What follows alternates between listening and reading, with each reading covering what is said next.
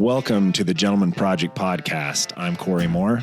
And I'm Kirk Chugg. We have Aaron Scott Young with us today. I've known Aaron for probably it's probably been close to 10 years.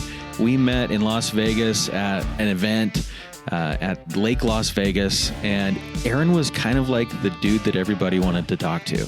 He was one of those guys that just has this energy and this magnetism about him, and everybody was like, they saw him on stage, and everybody wanted 3 minutes of Aaron's time, and he took a whole hour and a half, 2 hours, and we sat in the lobby and talked. We got to know each other, and I've respected him ever since.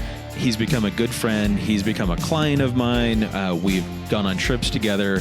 We've actually gone back to California together a couple of times and served with Hustle 2.0 and Defy Ventures in the prison program there.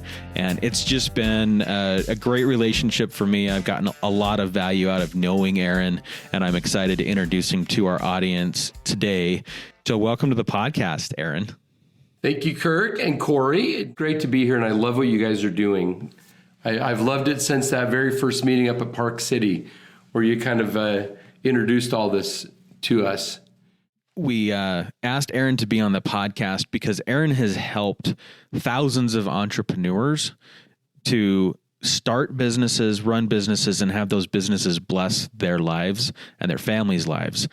He's learned a lot of lessons along the way, and we understand that not everybody in our audience is an entrepreneur, and not everybody runs a business or wants to run a business, but that balance of having something big like a business in your life and still being a connected parent is vital for all of us, regardless of whether we have a 9-to-5 job or whether we're entrepreneurs. So, Aaron, talk to us a little bit about some of the major lessons that you've learned in your life as you've helped entrepreneurs to start and build businesses.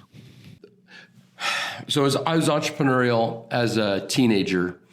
Learned by the time I was 15, 16, I'd figured out how to make some money, and that was good. Then I went to my 1 year of college.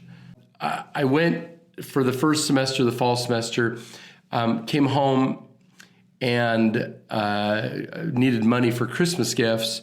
So I fell back on an idea that I'd gotten from the Boy Scouts was we'll go on a paper drive, go pick up old newspapers. This is back in the 1980s. This would be Christmas 1982.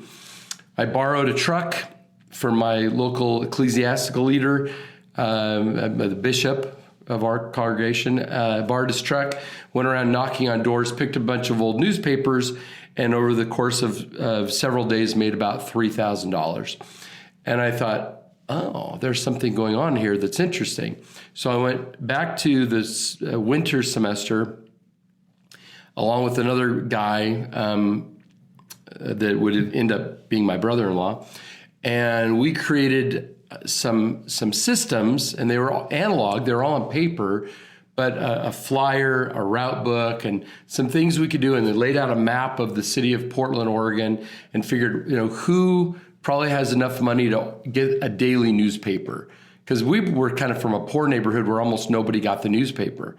But where did we think? And pretty soon, we go back, end of April, we start canvassing Portland. And before you know, we've got 5,000 monthly customers we're picking up from, and I'm making real money.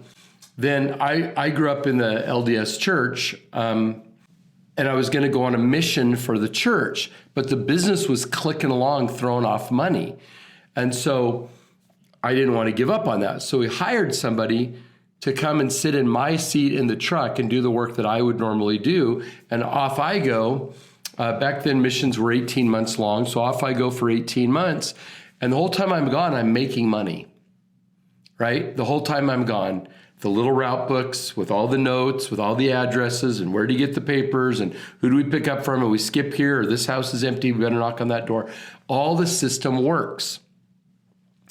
And I came back, and I went back to work and expanded a little bit more. Then I went to help a friend of mine who was starting an off-campus newspaper at Brigham Young University.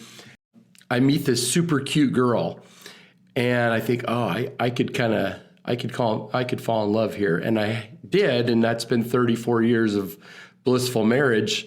But I thought she's not going to want to be married to a garbage man. And that's kind of how I felt of myself, picking up old newspapers and magazines and throwing them into a truck. So I sold the company and I made a bunch of money because we were throwing off a good amount of money. And I took that chunk of money now, and here I am now 24 years old. And I invested it in my first inventory of cellular telephones. So it was 1986, and I became one of the first cellular phone dealers in the Northwest and grew that. Ended up closing part of that and selling parts of it in the early 90s. Took the one job. I got recruited for a job as vice president of sales of a multinational publicly traded NASDAQ company. Came in at 29 years old. I was their VP of sales for this worldwide 350 office company. Did that for 3.5 years, made a boatload of money in the stock, stepped out and started buying companies and fixing them up and either selling them or keeping them. And then recently in the last couple of years have added private equity now, and now we're taking companies public. And so that's been my journey, but it started I was broke. I didn't have any resources, including a truck. I had to borrow everything. I went and did some work nobody else wanted to do. This was before the garbage companies were picking up recycling. Got all these moldy, musty, crappy newspapers wet. Was out in the rain all day up here in Oregon, throwing stuff into a truck, but I was making money. And then I had developed enough systems that there was something to sell. And then I recreated the exact same thing, only went from picking up newspapers to having multiple locations of cellular phone stores, selling $3,000 phones, 49 cents a minute to talk on the phone, right? And then I took that same stuff and used it in the public company. And then all of a sudden I realized, it doesn't really matter if you're in financial services, if you're in communication, if you're in picking up old newspapers. There are certain things that work no matter what the circumstances are in business.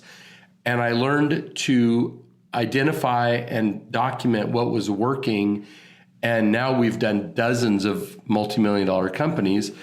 And I've moved from little companies picking up old newspapers in an old beater truck to now our goal is to take 15 companies a year public.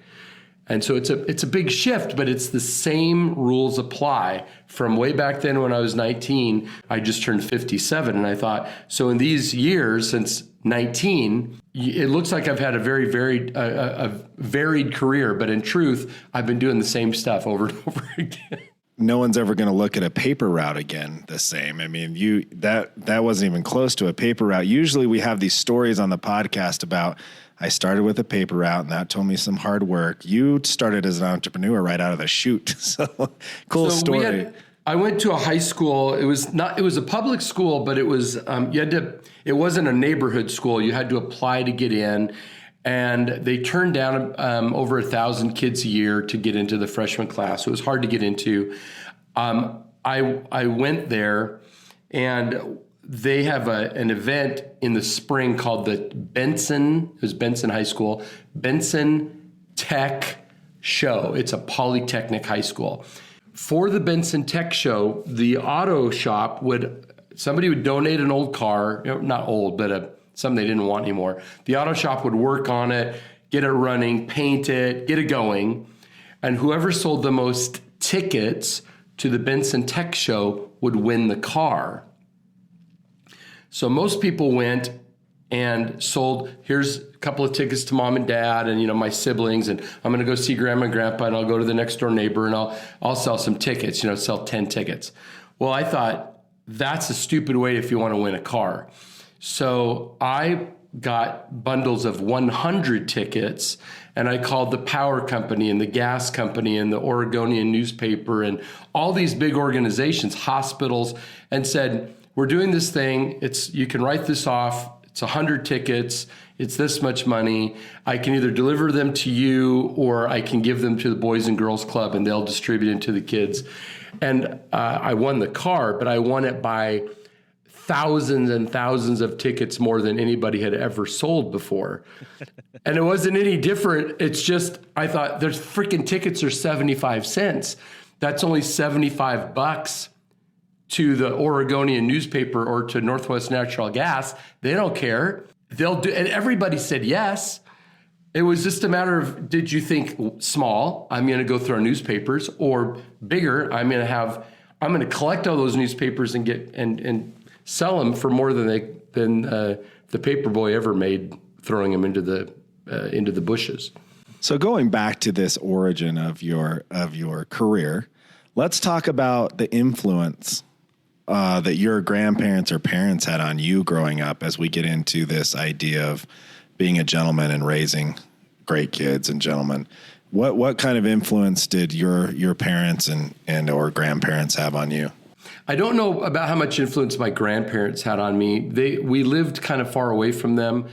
I did see that my grandmother on my maternal grandmother, worked really hard. She raised 7 kids as a single mom with no education and worked multiple jobs and sewed and served in church and did all these things. And she had very little tolerance. She was not the fun grandma, but she was a good example of get it done.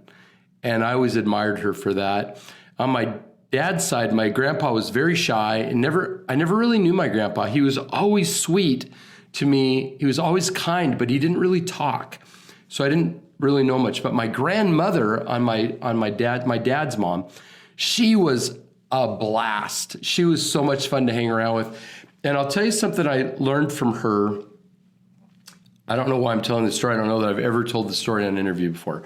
When I was a little boy, though, I was sitting in her little 800 square foot house in Montebello, California, little dinky house. And we were eating a peach. She'd cut the peach in half, and we were both sitting here eating our half of the peach. I was probably 7 years old. And when we got done with the peach, there's, the peach pit from the middle. And she said, what we should do is we should go plant this peach pit out in the yard and see if it grows into a tree. Now, even at 7, I thought, what are the odds? Her ground is all compacted. This little yard is like concrete walking on their backyard dirt. But we went out there, we wet the soil down and dug a little hole and stuck the peach pit in. And I remember coming back when I was like 18 years old. We moved away shortly after that. We moved when I was 8, and I got there a few times, but we were always busy. And of course, all I wanted to do was go to Disneyland and stuff. But I remember coming back as somewhere late in my high school career, and there was this peach tree where we'd planted the pit. And it always impressed me that she didn't need a peach tree, and we weren't doing a science experiment, but she was like magical fun.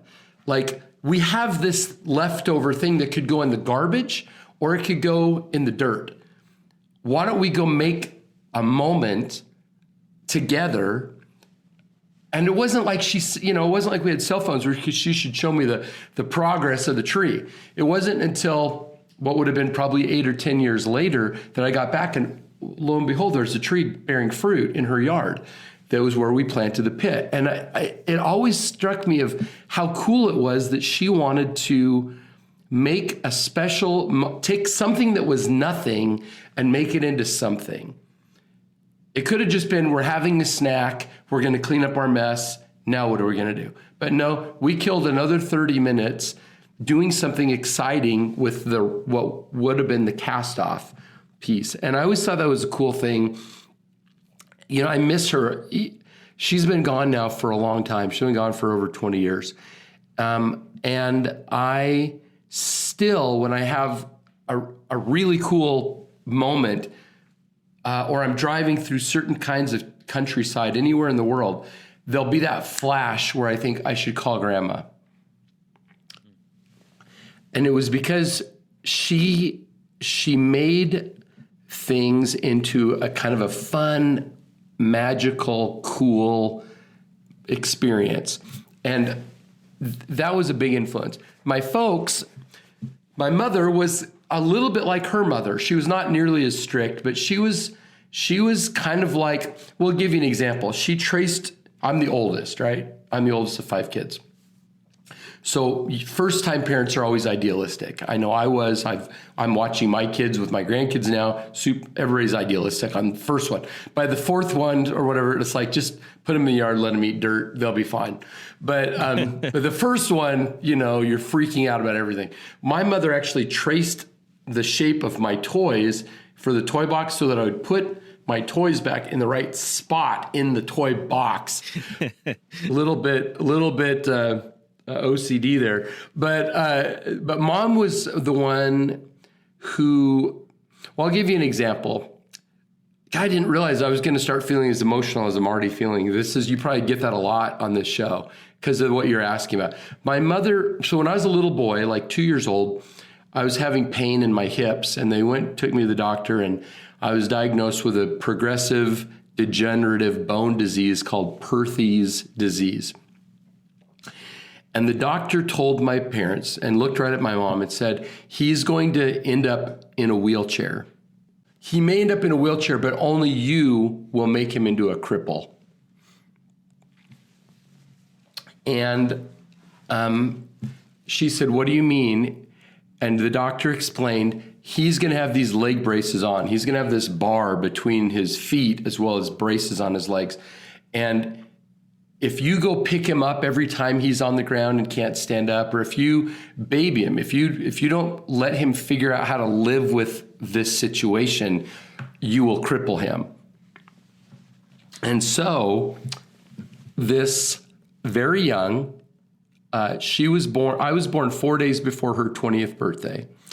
So she was, almost 20 when I was born. So here she's 22, 23 years old, and she's having to lovingly but sternly say, come on, Aaron, we got to go. Got to get up. Come on, let's clean up this mess. We're getting in the car. And then, go around the corner and cry because her child is going, Mom, I need your help. So what did I learn from that? Guys, see what I mean, you guys? You're not supposed to do this to me. I'm a weeper anyway. The thing I learned about that was sometimes 2 things. Sometimes we have to do stuff ourselves. It's up to us to do it. The other thing I think I learned from that was, as a little boy, was I was capable of doing it. I could do it. She made sure I learned that I could. Thank heaven, they were able to stop the degeneration of the bones. And even though I wasn't able to do like football or anything like that in high school, they didn't want me to take a hard hit to the bone. I still have it to this day, but I'm okay. But I walk, I run, I play, I ride horses, I do all that stuff. But that was that. So that was something I got from my mom. We've had quite a few people on the podcast that have kind of talked about this, that as a parent, our initial reaction when our kids are in trouble or when they're facing something like any type of adversity in their life, we want to rush in and fix it so that they don't have to suffer.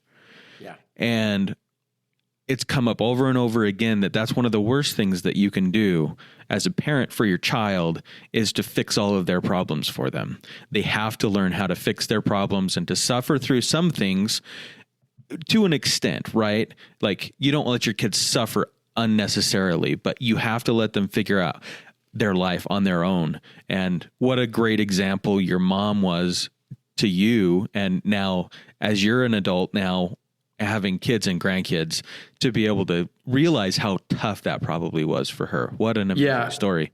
My mother is the person, kind of like her mom, that's like, well, there's no reason to sit here and cry about it, right? There's something that needs to be dealt with, so let's deal with it.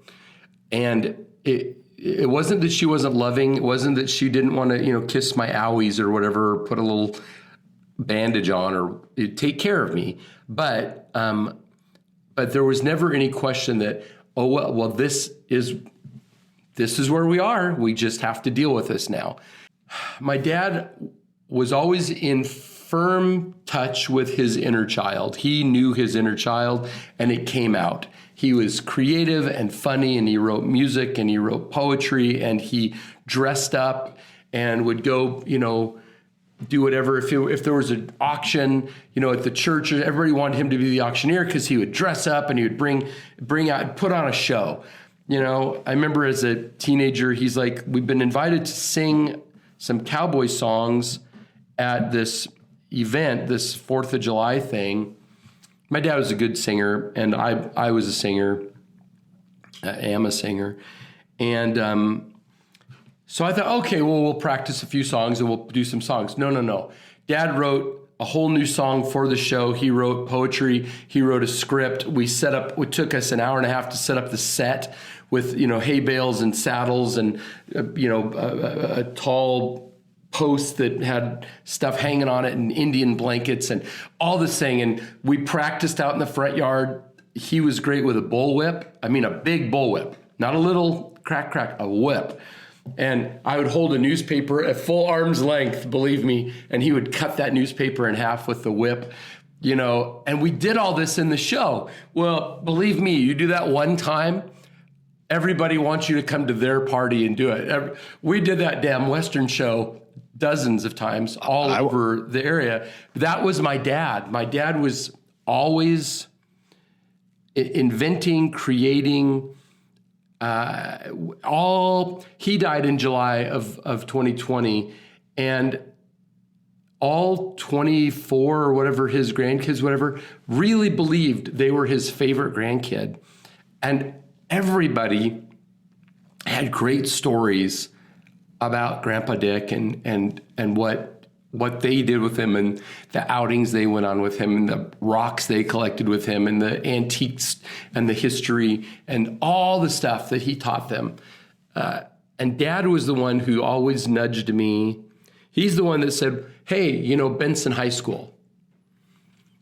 Dad, I don't want to go to Benson. There's no boys there. No girls, all boys school. I don't want to go there. All my friends are going to Cleveland. I don't want to go to Benson. He goes, you don't have to go, but why don't you at least apply and see if you can get in? So I applied, and he goes, well, you don't really have to go, but what if you went one semester and just checked it out? Then you can always go back to the neighborhood school, So I went, and I met this guy, Bill Kelly, and we became fast friends. We had lunch yesterday. He's been my best friend since I was 14 years old. And he was from the other side of town. I met him because we went to Benson High School. Well, he was the one that, then there's a radio station. Dad says, the oldest radio station in Portland's at Benson High School. Would you go check it out? I listened to it. Go check it out. So I go up. And they say, oh, you're a new student at Benson? Why don't you do a voice audition? Here, come sit down in front of this mic, read this. Oh, you sound great on the radio. Come on. And next thing I know, I'm in the radio program. Well, guess what? Bill Kelly is behind the glass and I'm on the mic. So Bill's the engineer now, I'm on the mic. And we won a national public radio, a national award for a magazine program we put on called Portland High Life. Bill Kelly is a piano player. I was a singer. We ended up going all over the place and doing musical stuff together, the two of us. Then when Bill wanted to start his off-campus newspaper and had no money to print it, he asked me to come to Provo, Utah. I went and got all of his advertisers for him. And while I was there is when I met this cute girl at his meeting that ended up being my wife. So my dad, I can trace almost every great thing in my life back to some encouragement from my dad. What a neat legacy to be able to trace that back. Aaron, do you feel like, Aaron's got a picture he's shown us of his dad in his Western outfit. Did that happen to be during one of the shows? No, that's probably when he was 18 or 19 before he got a contract with Paramount Pictures. Oh, interesting. Yeah. With his gun, doing the gun work, doing the bullwhip. He was in movies with Frankie Avalon and all kinds of stuff. He did a lot Sounds of like stuff. Quite the character. Yeah, he was a good guy. So now you're a grandpa. Uh-huh. your kids are grown and out of the house, and you and Michelle have entered this new stage of life. Tell us about what you're learning as a new grandpa. For anybody who's not a grandparent yet and is baffled by why grandparents whip out pictures all the time and you go, what, that's so weird, and I don't want to see your pictures of your 100 pictures of grandchildren. Let me just tell you, my experience, and I've heard this over and over again from grandparents, when they put that first grandchild in your arms, in my case, that was a little over 8 years ago. When they handed that little boy to me, it was like something inside of me that I didn't know was there opened up in a way that was very different than my own children. My kids, there's this level of stress that I felt, and I think a lot of parents do, with our own children, where everything they do, good or bad, feels like it's a reflection of our parenting. If your kid is throwing a tantrum in the grocery store aisle, it's because I must not be doing a good job teaching them, or I thought I taught you better. Or if they win a prize or get an A on a report card, it's because you were the one sticking by them and making sure they did their homework or helping them with the thing. With the grandkids, for me at least, it's just, they're just so awesome. If they're upset, happy, sad, scared, whatever, it's just like, oh, I wonder what's going on. I want to figure out, I just want to understand them and love them and of course, spoil them rotten. Being relieved of this stress of somehow whatever they're going through is a reflection of me. Now that that's not there, it's so much easier to see them as legitimate human beings, not just like these little monkeys that we're trying to control when your kids are little, right? They're just like little people, and they're all different, and you can't use the same. See, you remember with your own kids, so we had 4 of our own children, and you think because you've been given a playbook, like a chocolate chip cookie recipe, right? At the beginning, like if you just, put them to bed at a certain time, read them stories, sing songs to them, play the right kind of music around them, talk to them, feed them healthy food, give them a religious upbringing, whatever. If you do these things, you're going to get this glorious, shiny, perfect result. Well, what I found out was no matter how much we tried to follow the chocolate chip cookie recipe, we were getting like a tuba and a Volkswagen Beetle and all kinds. We were not getting cookies. We were getting whatever the heck this human was. And it didn't really matter how much I wanted them to be something. They were just going to be whoever they were. And that was very frustrating as a younger guy trying to raise a kid and trying to push them into this channel of this is the right way to live. It was really hard because you feel like kind of like, what the heck's wrong with me? I keep doing what I'm supposed to do, and then they have this challenge, or they're not doing their homework, or they're, smoking pot, or they're backtalk their teacher. Like, what the heck? What's going on? Well, with grandkids, I don't have any of that. Now, the kids are little, but I can get to the heart of something with the grandkids so much easier because I just see them as people. Even the little babies. The other day, my just turned 1-year-old grandson was in his high chair in our house, and his mom was there and grandma was there, and he was saying blah, blah, blah, blah, blah, blah, blah, blah, right? And they're like, oh, la, la, la, la, la, la, la. I said, guys, he understands what we're talking about. So I looked at him, I said, and I asked him I said something very specific to him, and he gets this big smile, and he claps his hands, and he raises his hands up in the air. And then I got it for him, and he got this big grin. He's like, yeah, yes, or whatever he says, da, for yes. And I thought, I would have never seen this with my kids. But with him and with all of the grandkids, because I see them as just somebody who maybe can't communicate as well, but they're thinking, they're formulating thoughts, they're trying to get their needs met, and their needs are not just like, here's food, here's safety, here's a clean diaper. It's, oh, I have an itch, I can't get to it. Oh, I'm cold. Oh, I'm thirsty. You know, they have stuff they want, but they can't say it. And they're trying really hard to communicate. I just wonder if we looked at children from the time they're little, all the way through them going through all their gesticulations of being, hormonal middle schoolers and teenagers. And then even when they hit 18, 19, 20, they're not fully cooked yet, not till they're 26, right? Their brains aren't done developing.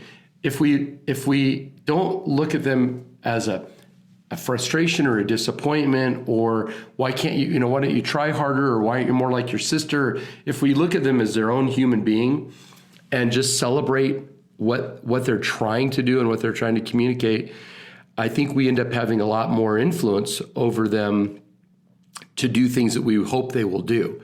But the more we're at odds with them, the less they want to listen to us. So I'm hoping I do a better job mentoring my grandkids than I did as a very dutiful and diligent but clueless dad. Yeah, I think sometimes as parents, we can't get out of our own way.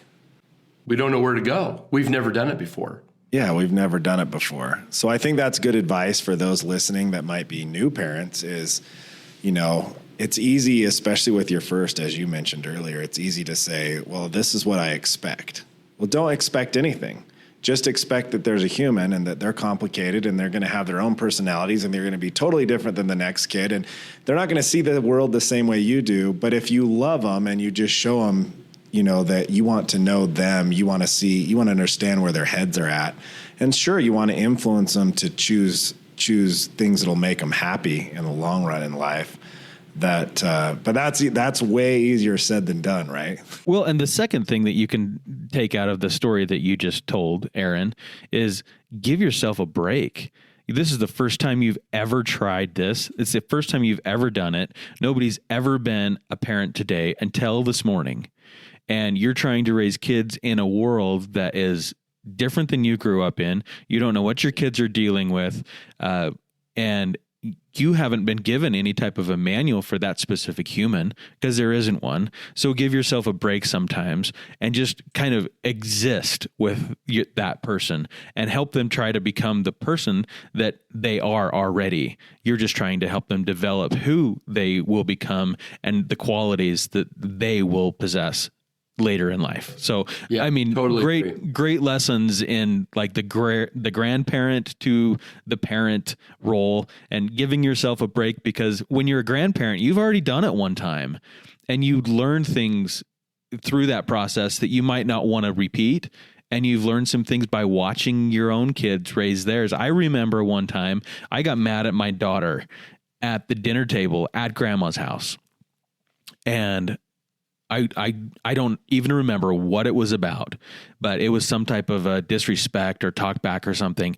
And I made her go sit on the front porch. And I said, go sit on the front porch. I'll come and talk to you when we're both calm. And I thought I would be like being the best dad, like I'm not going to yell at you, but I disciplined my daughter in front of the entire family. So and she was embarrassed. She was embarrassed. And I looked at my mom. And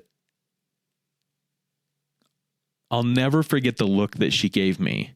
It wasn't like she was trying to tell me how to be a father, but it was, you'll get this someday. That this is not the way you deal with this problem. And she let me learn. I went out, but I was like, oh yeah, I'm doing this right, but I had embarrassed my little girl in front of the entire family and made her go sit on the front porch to calm down. And because your daughter was being a reflection of you in that moment. So right. You were embarrassed by her disrespect. So then you passed it on down to her and embarrassed her. Yeah, but so at the point you go, well, I won't berate you. I won't beat you in front of everybody. We'll go take a break. But yeah, but it was because she was all of a sudden a bad reflection on you as a dad. Right. She didn't have to say a word. She just looked at me, and just the look on her face, I was like, well, I'm doing it right, Mom. This is what I'm supposed to be doing. And I don't know. She'll listen to the podcast and she'll tell me if she remembers this happening or not. But I do remember the look she gave me.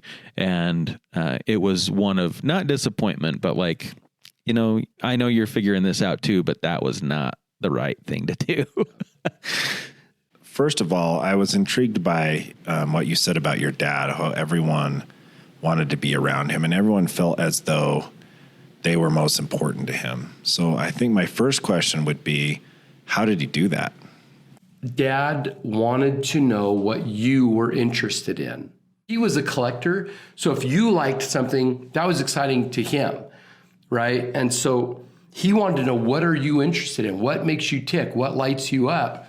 And he really couldn't understand my business stuff at all. As a matter of fact, he often said to me, I don't know how you take all these risks, have all these employees, have all these expenses. I don't know how you do it. I wouldn't be able to sleep. And of course, mom and dad ended up living into their lives. Mom's still there with my younger sister because they ran out of money. They didn't have any money to live on their own anymore. They had Social Security because money was not anything dad ever really understood. But boy, he knew people and he knew how to make people feel loved. And the best way you can make somebody feel loved is to make them feel heard. Like you're not just trying to tell them, you're trying to hear them and understand them and then not judge them. So, when my youngest son, who's now 22, when he let us know at 16 that he was gay, Grandpa Dick, my dad, a bishop in the church, was one of the first people to get all excited about Chase's life and what does this mean? And tell me, how do you feel? And does it make you nervous? And what are you looking forward to? And what tell me about the life you envision for yourself. And growing up in a fairly strict religious context all my life and all my kids' life up until shortly after that point, that was like something to deal with, like a birth defect or like a problem. But to Grandpa Dick, it was just something fascinating about one of the people he loved. And he just wanted to know about it and ask questions and then talk about it and then be excited to meet his boyfriend and what are you interested in? What, and that was always a thing that he did. He didn't really care. He didn't think it was going to rub off on him. He didn't have to be afraid of anything. He could just be excited to meet because he knew that boy was a great young man. That boy of mine, Chase, is a great kid. He's in college in Kyoto, Japan right now. Got himself into university all on his own in Japan. He's this super awesome guy. His life, his biology, whatever, took him a different way than I expected it would. But my dad was a great example to all of us of how you're loving the person and you're not, and it's not like a lifestyle choice. I don't believe that about homosexuality. I think it's who you are.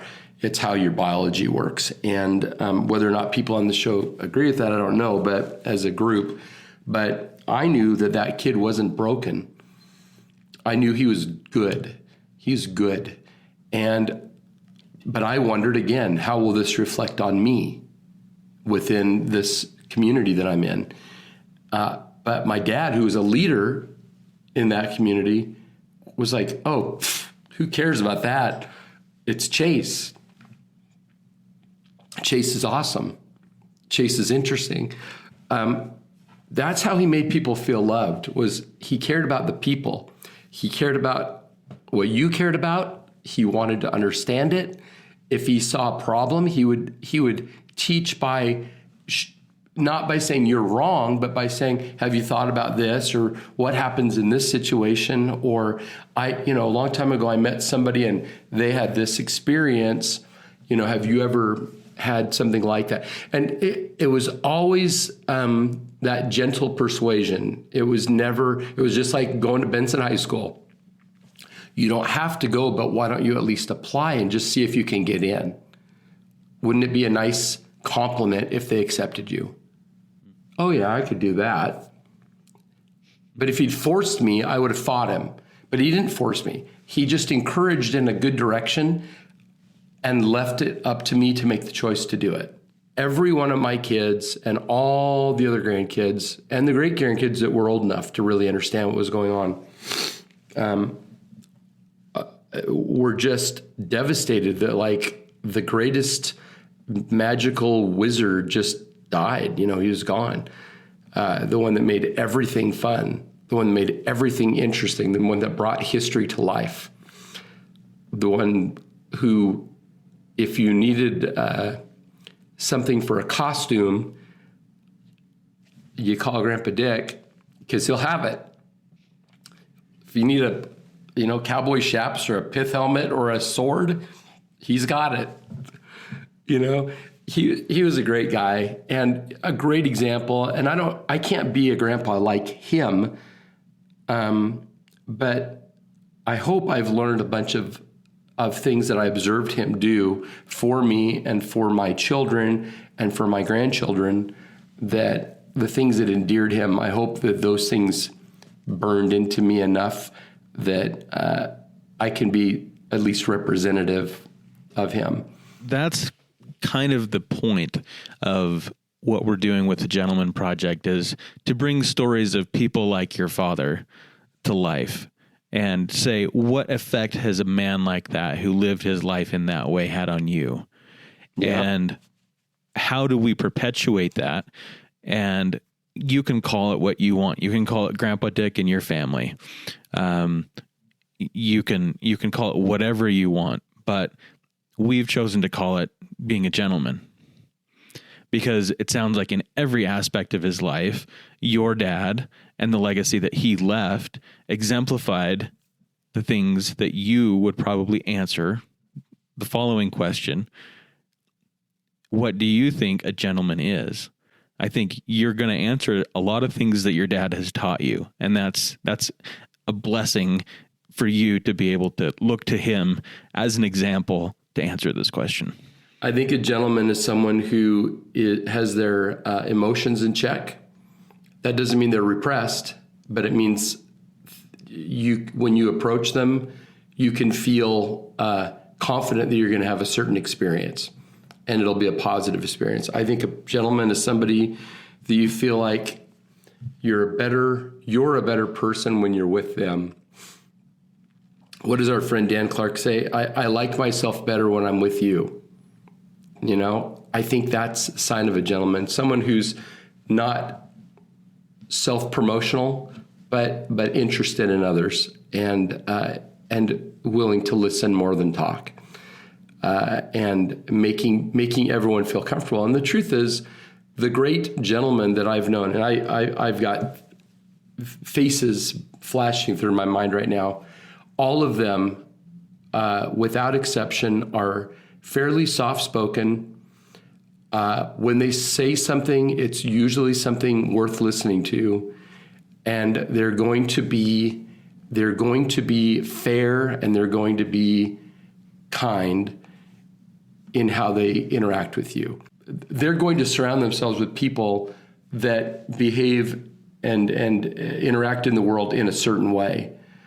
And you're always invited in, but you have to stay worthy of being in that company.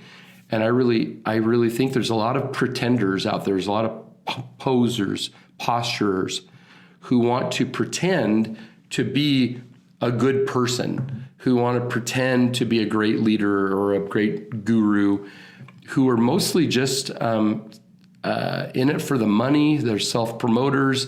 They're, how can I manipulate a situation through my smooth speech or fancy dress, to get what I want. But a gentleman's not going to do that. A gentleman is going to be trying to say, how do we have a good experience for all? And I don't know. There's that great movie, The Kingsman. Where, have you guys seen that movie, Kingsman? Where they take the kind of street thug kid and this very debonair gentleman, takes him under his wing and teaches him how to act, how to talk, how to dress, and how to be selfless, and how to put duty ahead of self-gratification. And that doesn't mean don't pursue things you love, but it does mean have some sort of a standard that you live by, and a standard that you will live by even when nobody else is watching. I think that's a gentleman. That's one of the best gentleman overviews I've heard. Thank you for that. Aaron, we appreciate the time you've taken to be with us today on the podcast.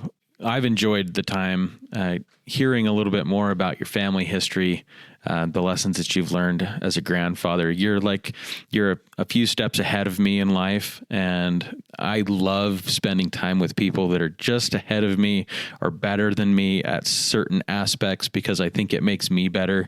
And hopefully the listeners that listen to the podcast feel the same way when they listen to the podcast, that I spent the time today listening to the podcast, and because of it, I'm a better person because of something that they've taken away from it. So thanks for all that you do in the world, all the good that you promote, and helping people to become better versions of themselves. I feel like I'm a better person at the end of the podcast today than I was at the beginning. So you've done your job here. Aaron Scott Young, if you want to check him out, he's got a great website, aaronscottyoung.com, and you can learn more about him, connect with him, and get in his sphere of influence, because he's got some great friends and he's always doing something cool. Thank you for joining us today on the Gentleman Project podcast, and thanks to Aaron Scott Young for being with us. I'm Kirk Chugg. And I'm Cory Moore. Join us next week on the Gentleman Project podcast. Make it a great week.